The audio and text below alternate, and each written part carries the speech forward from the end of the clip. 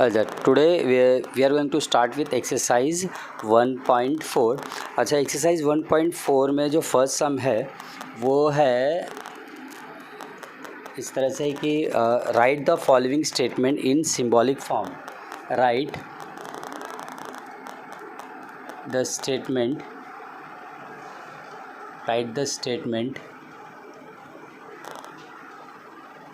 इन symbolic form. मतलब ये है कि आपको जो स्टेटमेंट दिया रहेगा वो वर्बल फॉर्म में दिया रहेगा और वर्बल फॉर्म को आपको सिंबॉलिक फॉर्म में कन्वर्ट करना है। तो उसके लिए आपको कंजंक्शन का, डिसजंक्शन का, कंडीशनल का, नेगेशन का, बाई कंडीशनल का वो सब आपको सिखा दिया था, तो जो याद होना चाहिए। ठीक है, तो फर्स्ट स्टेटमेंट लिख लेता हूँ मैं। फर्स्ट स्टेटमेंट है if a triangle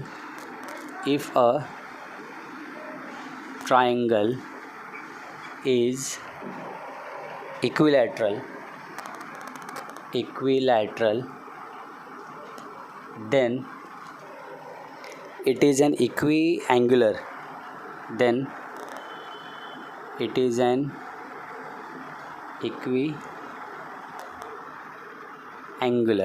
ठीक है। अच्छा, तो ये जो वर्बल स्टेटमेंट दिख रहा है आपको, इसमें दो स्टेटमेंट है। एक पहला स्टेटमेंट है अ ट्राइंगल इज़ इक्विलैटरल ट्राइंगल, तो इसको क्या कंसिडर करेंगे हम लोग, स्टेटमेंट पी। और दूसरा स्टेटमेंट क्या है, देन के बाद क्या है, it is an equi angular, इसको क्या देंगे, क्यू। तो ये बताओ ज़रा, ये स्टेटमेंट जो है कौन सा स्टेटमेंट है, क्या कंजंक्शन है, क्या डिसजंक्शन है, क्या नेगेशन है? हाँ, तो ये है आपका कंडीशनल स्टेटमेंट है। कैसे मालूम पड़ेगा, यहाँ पर इफ़ और देन जहाँ पे होता है वो क्या होता है, कंडीशनल स्टेटमेंट। तो इसका सिंबॉलिक फॉर्म करने से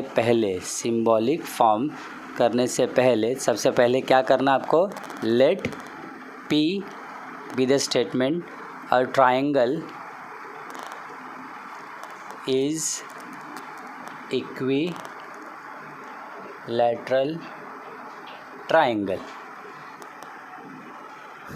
सेकेंड, क्यू क्या है, it is an equiangular. तो उसके बाद लिखना है, यहाँ पर नहीं लिखना है, तो आपको लिखना है सिंबॉलिक फॉर्म। तो यहाँ पर सिंबॉलिक फॉर्म क्या हो जाएगा, P, if P then Q. ये आपका क्वेश्चन है। ठीक है, तो सेकेंड एग्जांपल मैंने आपके लिए पहले से लिख के रखा हुआ है। इसमें क्या दिया हुआ है, it is not true that I is a real number. तो अच्छा, जो स्टेटमेंट दिया हुआ है इसमें सबसे पहले आपको ये बताना है ये क्या है, कौन सा कंजंक्शन है, कि डिसजंक्शन है, कि नेगेशन है, या कंडीशनल है, बाई कंडीशनल। सबसे पहले वो सोचो, उस तरीके से सोचना है। तो यहाँ पर क्या दिया हुआ है, it is not true that. इससे क्या पता चलता है, जो ये स्टेटमेंट है आई इज़ अ रियल नंबर, ये स्टेटमेंट क्या है, नेगेशन है। ठीक है, तो यहाँ पर सबसे पहले क्या लिखना है, let P be the statement eight i is a real number.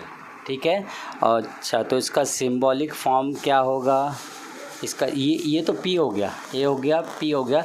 और it is not true that, तो नॉट के लिए क्या होता है, नेगेशन, ऐसा। ठीक है,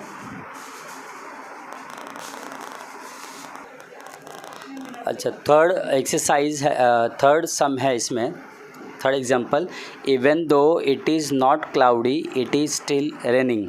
तो दो स्टेटमेंट है यहाँ पर, पहला वाला स्टेटमेंट ये है और दूसरा वाला स्टेटमेंट है ये वाला, इट इज़ रेनिंग। ठीक है, तो और आपको क्या लग रहा है, ये कंजंक्शन है, डिसजंक्शन है? कंजंक्शन होगा तो डिसजंक्शन होगा तो वो और लगता है। और मैंने क्या बोला था, डिसजंक्शन के लिए, कंजंक्शन के लिए एंड है, बट है, इवन दो है, वाइल है। तो यहाँ पर इवन दो है ना, तो ये क्या हो गया, ये आपका कंजंक्शन स्टेटमेंट हो गया। तो दो स्टेटमेंट है, पहले वाला क्या है, इट इज़ नॉट क्लाउडी। तो ये याद रखना, हमें इट इज़ नॉट क्लाउडी नहीं लेना है, हमें क्या लेना है, statement P, it is cloudy. तो क्या ले लेते हैं, let P be the statement that it is cloudy. ठीक है। अब आप लोग सोचेंगे इट इज़ क्लाउडी लिया तो नॉट का क्या करेंगे, नॉट का नेगेशन लगा देंगे, ठीक है। और क्यू दूसरा स्टेटमेंट क्या लेंगे, it is still raining, it is still raining. तो इसका सिंबॉलिक फॉर्म ज़रा देखते हैं। इट इज़ क्लाउडी का क्या लिखा है, इट इज़ क्लाउडी, क्लाउडी का क्या है, पी है, तो नॉट लग गया तो क्या होगा, ये नेगेशन पी। और इवन दो है ना, तो इवन दो के लिए क्या हो जाएगा, एंड। और इट इज़ स्टिल रेनिंग के लिए क्या हो जाएगा, क्यू, ठीक है। फोर्थ एग्जाम्पल है milk is white if and only if the sky is not blue. तो दो स्टेटमेंट है यहाँ पे, मिल्क इज़ वाइट, तो इसको हमने ले लिया, पी ले लिया, तो मिल्क इज़ वाइट।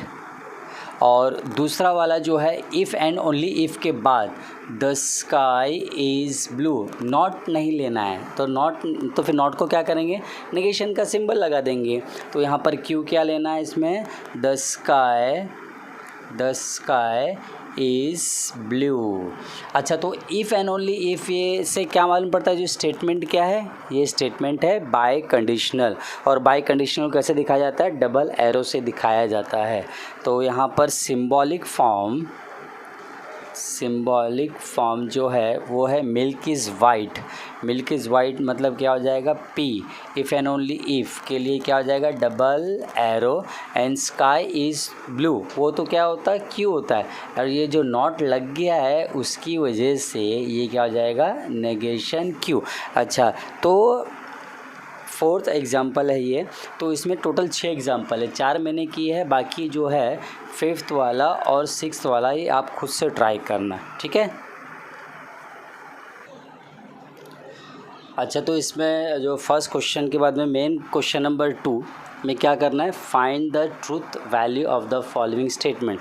पहले वाले क्वेश्चन में क्या किया था हमने जो वर्बल स्टेटमेंट दिया हुआ था उसको सिंबॉलिक फॉर्म में लिखना था, ठीक है। अभी क्या करना है, इसका ट्रूथ वैल्यू बताना है। तो ट्रूथ वैल्यू के लिए जो वर्बल स्टेटमेंट जो दिया हुआ है वो वर्बल स्टेटमेंट को सबसे पहले आपको सिंबॉलिक फॉर्म में कन्वर्ट करना है, उसके बाद बताना है वो ट्रूथ है या उसका ट्रूथ वैल्यू ट्रू है या फिर फॉल्स है, ठीक है। तो आपको यहाँ पर देखने से मालूम पड़ रहा होगा ये कंपाउंड स्टेटमेंट कौन सा है, तो ये नॉट लगा है ना, it is not true that, इसकी वजह से मालूम पड़ रहा है कि ये जो स्टेटमेंट है ये नेगेशन का है। तो ये 3 - 7i is a real number, ये क्या हो गया, ये स्टेटमेंट हो गया। तो सबसे पहले लिखते हैं यहाँ पर p, let p 3 - 7i is a real number, ये p ले लिया हमने, ठीक है। अच्छा, तो ये p ले लिया, तो जो स्टेटमेंट हो गया सिंबॉलिक फॉर्म बोलो क्या हो जाएगा इसका सिंबॉलिक, ये तो हमने p ले लिया तो इट इज़ नॉट, तो मतलब ये इसका क्या हो जाएगा, नेगेशन p, यानी p के साथ में नॉट लगा दिया ना तो नेगेशन p हो गया। अब इसका क्या बनाने का अपने को, ट्रुथ वैल्यू बताने का है, क्या बताने का, ट्रुथ वैल्यू। तो नेगेशन हमने एज इट इज़ लिख लिया, ये p बताओ 3 - 7i is a real number, ये 3 - 7i is a real number, ये ट्रू है क्या फॉल्स है, क्या ये नंबर रियल नंबर है, नहीं। 11th स्टैंडर्ड में पढ़ा है ना आपने कॉम्प्लेक्स नंबर, तो ये क्या है, कॉम्प्लेक्स नंबर है, रियल नंबर नहीं है, ठीक है। तो ये जो p है स्टेटमेंट, ये हो गया f हो गया। क्या आंसर आ गया, नहीं। नेगेशन ऑफ f मतलब क्या होता है, t होता है। अच्छा, इसमें सेकेंड एग्जांपल है, if a joint venture is temporary partnership then discount on purchase price is credited to supplier. तो यहाँ पर ये ग्रुप ऑफ वर्ड है ना, इफ़ देन, इससे क्या पता चलता है ये कौन सी टाइप का कंपाउंड स्टेटमेंट है, कंडीशनल स्टेटमेंट है। और तो यहाँ पर ये वाला स्टेटमेंट है p, ठीक है। तो मैं पूरा नहीं लिख रहा हूँ कि ये p है ये q है, लेकिन आप लिखते हुए एग्जाम्पल मतलब एग्ज़ाम में लिखना पड़ेगा आपको कि let p be this statement and q be this statement. तो फिलहाल टाइम बचाने के लिए मैं ऊपर लिख दिया कि ये क्या है, p है, और यहाँ से लेकर यहाँ तक ये क्या ले लिया हमने, q। तो इसका सिंबॉलिक फॉर्म क्या हो जाएगा, इफ़ p देन q, ठीक है। अब ये p है joint venture is a temporary partnership, बताओ ये ट्रू है क्या फॉल्स है? तो ये है ट्रू है कि जॉइंट वेंचर का मतलब होता है कि जैसे दो कंपनी आपस में, दो छोटी छोटी कंपनियां आपस में मर्ज कर रही है, ठीक है, तो मर्ज कर रही है फॉर कुछ टाइम के लिए मर्ज करती है, ठीक है, और to gain the profit mutual understanding से, तो वो जो पार्टनरशिप जो होता है जॉइंट वेंचर, ये टेम्परेरी होता है, तो ये हो जाएगा true if true, and discount on purchase is credited to supplier, तो ये होता है false. So therefore आपको एक कंडीशनल का तो पता है कि कंडीशनल में क्या होता है कि if then, ये पहला वाला ट्रू, सेकेंड वाला फॉल्स, तो क्या हो जाता है फॉल्स, ठीक है। अच्छा, यहाँ पर थर्ड एग्जांपल है, every accountant is free to apply his own accounting rules. ये फर्स्ट स्टेटमेंट है, सपोज ये क्या है पी है, और दूसरा स्टेटमेंट है बी, यहाँ पर क्या है बीच में इफ़ एंड ओनली इफ़, ये इफ़ एंड ओनली इफ़ से क्या मालूम पड़ता है, ये पूरा कंपाउंड स्टेटमेंट जो है ये है बाय कंडीशनल है, तो ये सेकंड वाला मशीनरी इज़ एन एसेट, ये क्या हो जाएगा क्यू, यानी अपना सिंबॉलिक फॉर्म क्या हो जाएगा पी डबल एरो क्यू, मतलब P if and only if Q, ठीक है। तो यहाँ पर अपने को बताना है कि ये ट्रू है क्या फॉल्स है क्या, अब देखते हैं अभी इसमें क्या होता है। तो every accountant is free to apply his own accounting rule, क्या जो भी अकाउंटेंट होता है वो क्या अपना खुद का रूल निकाल लेगा क्या? नहीं, खुद का रूल नहीं होता है, एक पर्टिकुलर मेथड होता है, वही मेथड को फॉलो करना होता है। तो ये कहना कि कोई भी एवरी अकाउंटेंट को अपना खुद का रूल निकाल सकता है, ये क्या है, ये फॉल्स है, ठीक है। डबल एरो क्यू क्या है यहाँ पर, machinery is an asset, machinery asset है, मतलब अपने पास जो भी मशीन है वो क्या है, अपनी एसेट है ना, सीखा होगा तुम लोगों ने, तो ये एसेट है, तो क्या हो जाएगा ट्रू। अब ये डबल इम्प्लीकेशन में क्या होता है, डबल इम्प्लीकेशन में दोनों रिजल्ट सेम होगा, दोनों सेम होगा तो ट्रू होता है, अदरवाइज़ क्या हो जाता है फॉल्स, ठीक है, सही में आया होगा। हाँ, इसी कड़ी में फोर्थ सम और फिफ्थ सम। फोर्थ सम में क्या दिया है, neither 27 is a prime number nor divisible by 4।